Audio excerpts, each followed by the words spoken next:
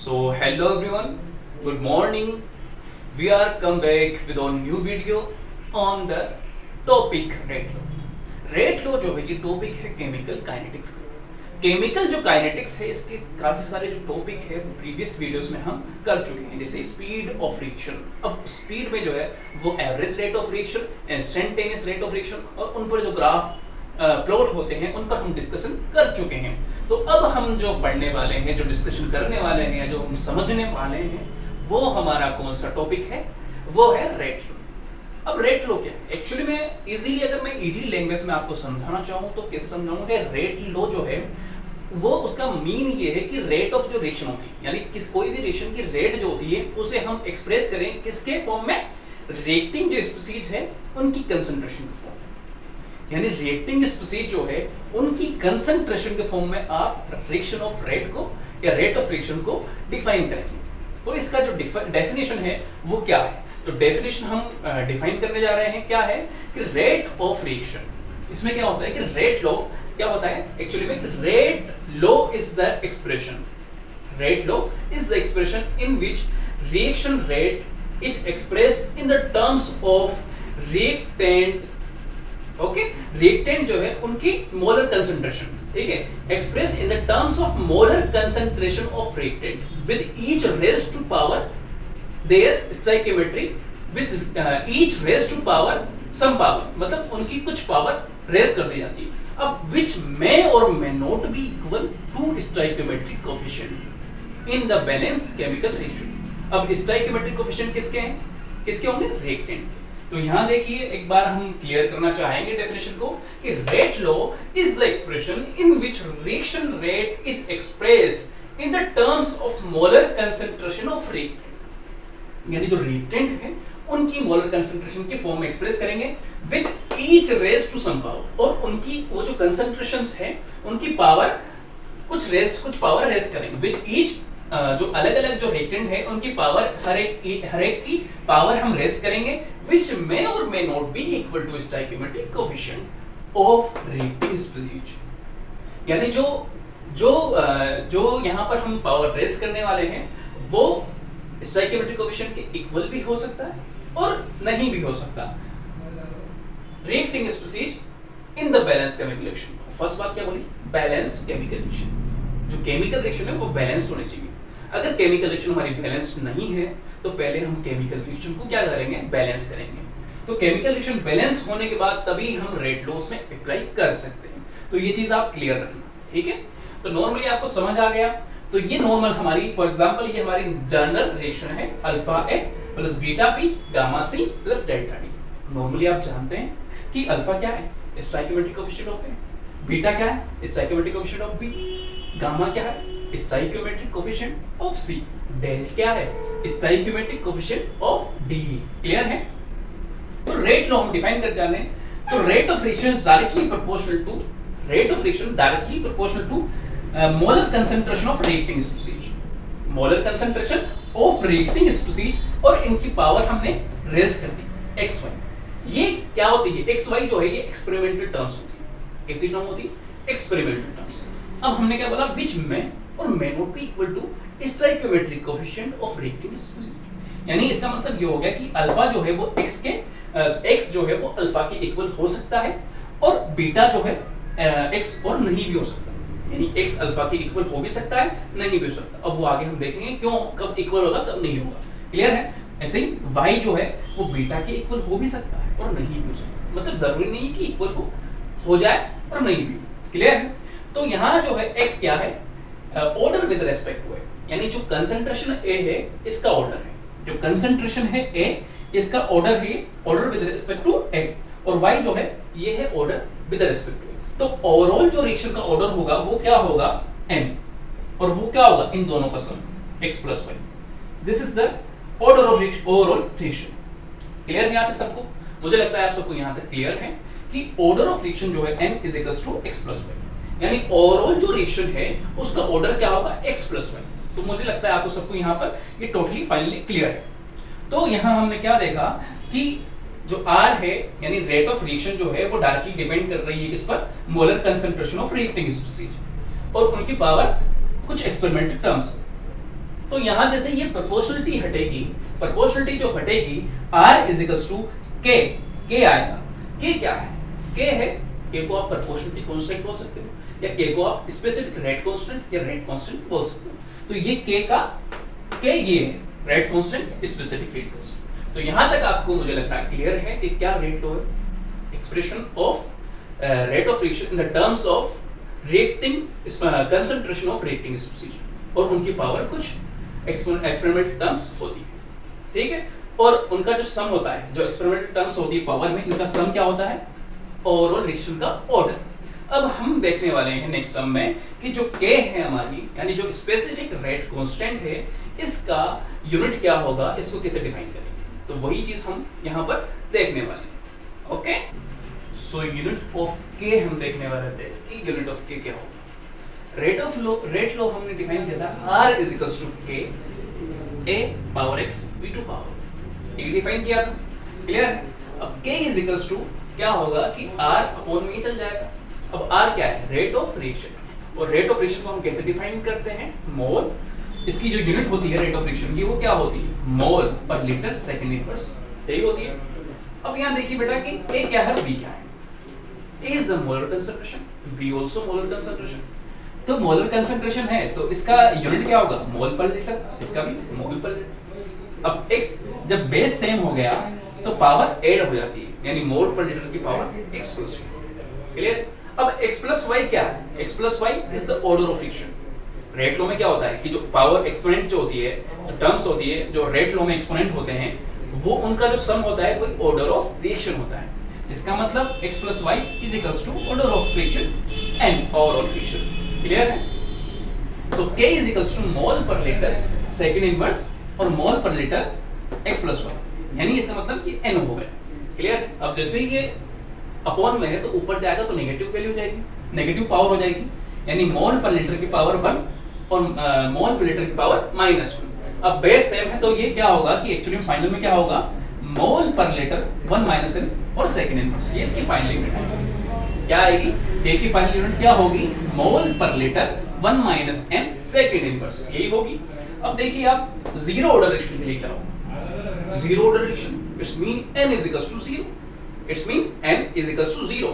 तो n 0 put करोगे तो यहां वैल्यू 1 हो जाएगी, यानी मोल per litre 1 minus 0 second inverse, यानी मोल पर लीटर सेकंड इनवर्स। अब फर्स्ट ऑर्डर रिएक्शन की बात करते हैं, तो फर्स्ट ऑर्डर रिएक्शन के लिए n is equal to first 1, ठीक है। तो n की वैल्यू 1 पुट करेंगे यहां पर, तो 1 माइनस 1 0, यानी ये इसकी वैल्यू 0 हो जाएगी।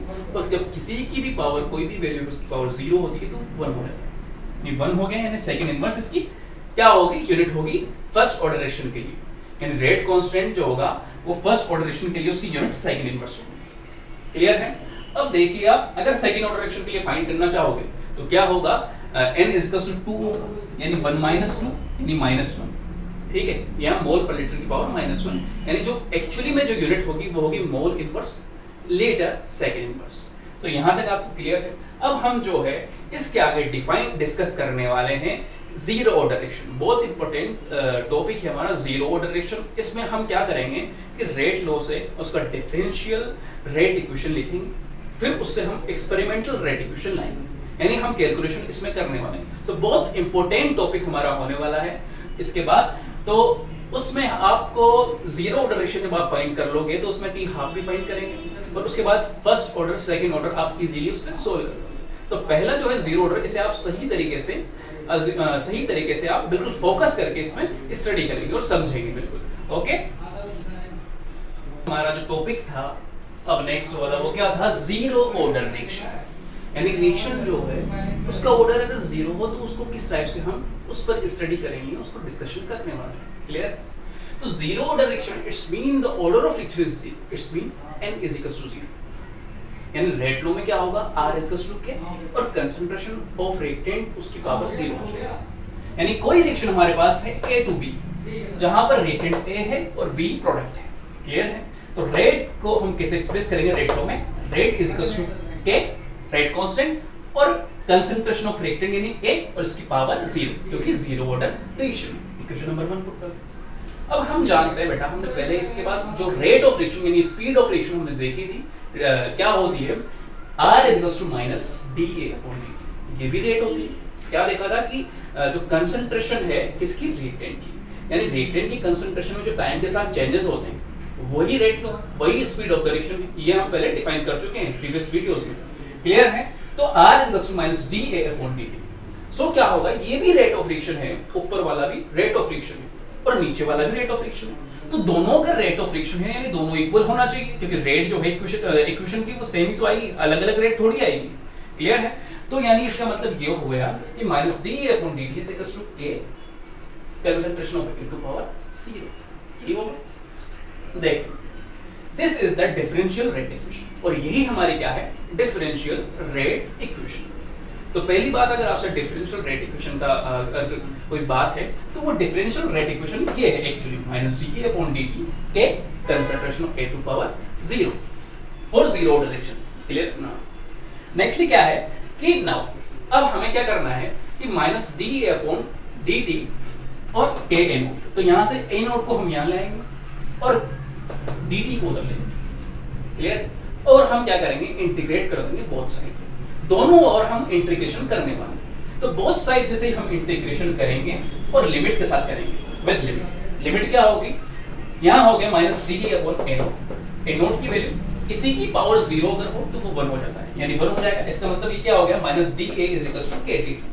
अब हम इंटीग्रेशन करने वाले हैं बोथ साइड पर, तो इनकी जो लिमिट्स है वो हम क्या लेने वाले हैं। तो जो रिएक्टेंट है उसकी कंसंट्रेशन ए नोट से 80 लेंगे, ए नोट यानी इनिशियल कंसंट्रेशन, और 80 टाइम टी पर कंसंट्रेशन, और उधर टाइम के लिए 0 से टी लेंगे, 0 टाइम पर जब रिएक्शन स्टार्ट होने वाली, मतलब रिएक्शन स्टार्ट नहीं हुई, और टी टाइम पर लेंगे, ठीक है। तो इसकी limit a naught to 80 minus d और 0 टू टी इधर हो गया, क्लियर है। अब सोल्व कर लेंगे, इंटीग्रेशन कर देंगे इजीली हम जो करते हैं। तो डी ए का माइनस ए हो गया, माइनस डी ए था, और a to 80, a naught to 80 k t 0 to t, clear.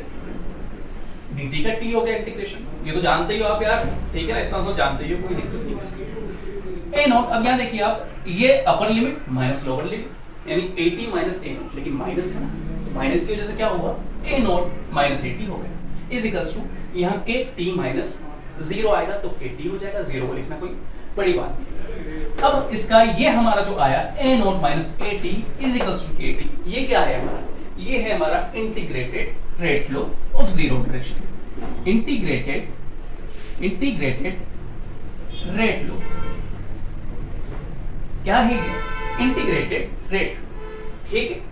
अब हम फाइंड करने वाले हैं कि जो जीरो डायरेक्शन का इंटीग्रेटेड रेट लो आया, इसके लिए टी हाफ क्या होगा, यानी रिएक्शन जब हाफ कंप्लीट हो जाएगी, टी हाफ, या इसे आप टी 50% या आप इसे टी 50% रिमेनिंग भी बोल सकते हो, यानी कोई आधी चीज हो जाती है ना, हाफ हो जाती है, इसका मतलब हाफ बचा है, या टी 50%, ठीक है। तो टी हाफ जब होगा, when t is equal to t half, जब रिएक्शन आधी कंप्लीट हो जाएगी, ठीक है, तो उसका मतलब उसका जो उस रिएक्शन का जो टी हाफ कंप्लीट हो चुका है, तो उसका जो रिएक्टेंट है उसका कंसंट्रेशन भी हाफ खत्म हो चुका है, ठीक है। When t is equal to t of then 80, यानी टाइम t पर जो कंसंट्रेशन बचेगा इसका रिएक्टेंट का, वो कितना बचेगा, हाफ बचेगा, क्लियर है। कोई हाफ टाइम हो गया तो हाफ रिएक्टेंट खत्म हो चुका है और हाफ रिएक्टेंट बचा है।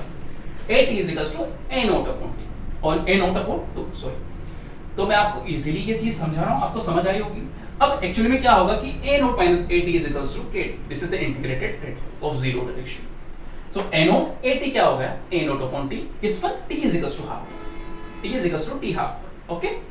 so a naught minus a naught upon 2, तो ये a naught upon 2 और k t half, यानी t half जो आएगा वो क्या आया, a naught upon 2k, यानी t half किस पर डिपेंड कर रहा है, यानी आप यहाँ लिख सकते हो कि t half is directly proportional to a naught, ठीक है। आप यहाँ लिख सकते हो कि t half जो है, यानी हाफ जो टाइम है, हाफ टाइम जो है किसका, जीरो डायरेक्शन का, डिपेंड कर रहा है किस पर, इनिशियल कंसंट्रेशन किसकी, रिएक्टेंट की, यानी टी हाफ जो है वो इनिशियल कंसंट्रेशन पर डिपेंड कर रहा है किसकी, रिएक्टेंट की, क्लियर है। अब आप टी 100% फाइंड कर लो कैसे, t is equal to t 100%, यानी अब जो रिएक्टेंट है उसकी कंसंट्रेशन बिल्कुल 0 हो गई, यानी पूरी रिएक्शन कंप्लीट हो चुकी। तो पूरी रिएक्शन जब कंप्लीट हो चुकी है, इसका मतलब हुआ ये कि टी जो वो 0 बचेगा, यानी रिएक्टेंट खत्म हो जाएगा, प्रोडक्ट पूरा बन जाएगा। इसका मतलब a नॉट माइनस 0 और k t 100%, इसका मतलब t 100% is equals to a naught upon k बचेगा। यहां से आप देखिए कि t हाफ तो है a नॉट अपॉन 2k और t 100% है a नॉट अपॉन, यानी आप अगर t 100% t हाफ को अगर आप 2 से मल्टीप्लाई करते हैं तो t 100% मिल रहा है। यानी इसका मतलब एक चीज और यहां से हमें डिफाइन हुई, पता लगी कि t 100% जो होता है वो क्या होता है, t 100% जो होता है वो 2 मल्टीप्लाई t हाफ होता है, यानी हाफ टाइम जो होता है उसका ट्वाइस क्या होता है t 100%, किसमें, जीरो डायरेक्शन में। ये चीज आपको क्लियर रखनी है कि जीरो डायरेक्शन में ये चीज होती है। क्लियर है यहां तक? तो ये हमने यहां पर देख लिया, नोटिस डिफाइन कर लिया। अब एक चीज मैं आपको यहां पर डिफाइन करने वाला हूं, टी हाफ जो हो गया यहां पर, ठीक है, ये टी हाफ हमने लिख दिया। अब एक ट्रिक मैं आपको यहां बताने वाला हूं, वो ट्रिक क्या है, मैं थोड़ा सा मिटा रहा हूं यहां पर, वो ट्रिक मैं आपको समझाना चाह रहा हूं।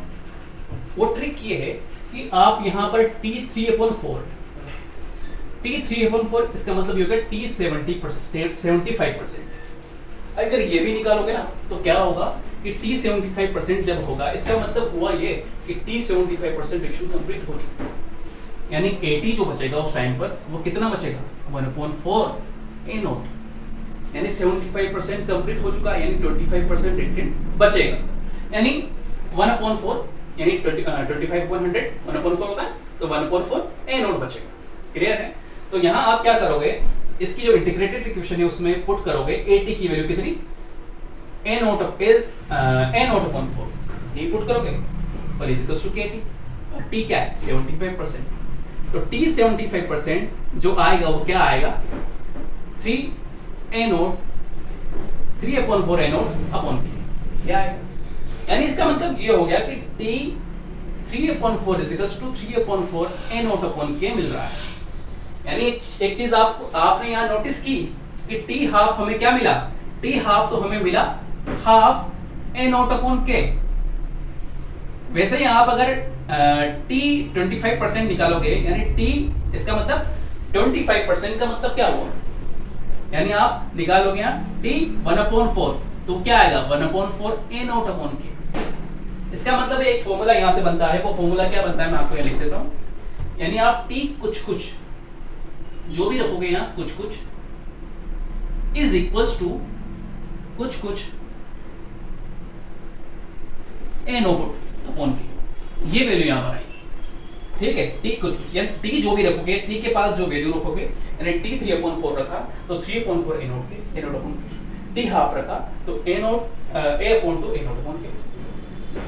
टी 4/5 रखा तो 4/5 ए नॉट अपॉन के, यही वैल्यूज मिलेगी। तो ये मुझे लगता है ये सारी चीजें, ये सारी जो डिस्कशंस है, ये जो सारा टॉपिक है कि किस टाइप से रेट लो डिफाइन होता है और किस टाइप से रेट लो को हम जो रिएक्टेंट स्पीशीज है उनकी मोलर कंसंट्रेशन के फॉर्म में डिफाइन करते हैं, और जीरो ऑर्डर रिएक्शन आपने देखा, जीरो ऑर्डर रिएक्शन क्या होता है और किस टाइप से इसमें हम डिफरेंशियल रेट लो और इंटीग्रेटेड रेट लो फाइंड करते हैं, और इसका टी हाफ भी हमने देखा। अब इसी टाइप से जो फर्स्ट ऑर्डर रिएक्शन है और सेकंड ऑर्डर रिएक्शन है, सेम एज इट इज इसी वे में हम सोल्व करने वाले हैं। तो हम नेक्स्ट वीडियो में मिलने वाले हैं इसकी नेक्स्ट जो है फर्स्ट ऑर्डर रिएक्शन को लेते हुए। कुछ क्वेश्चंस भी है जो हम इस पर डिस्कस करने वाले हैं, इससे आपको ये टॉपिक बहुत इजीली हो जाएगा। तो फिलहाल के लिए इतना ही काफी। Okay, thank you so much.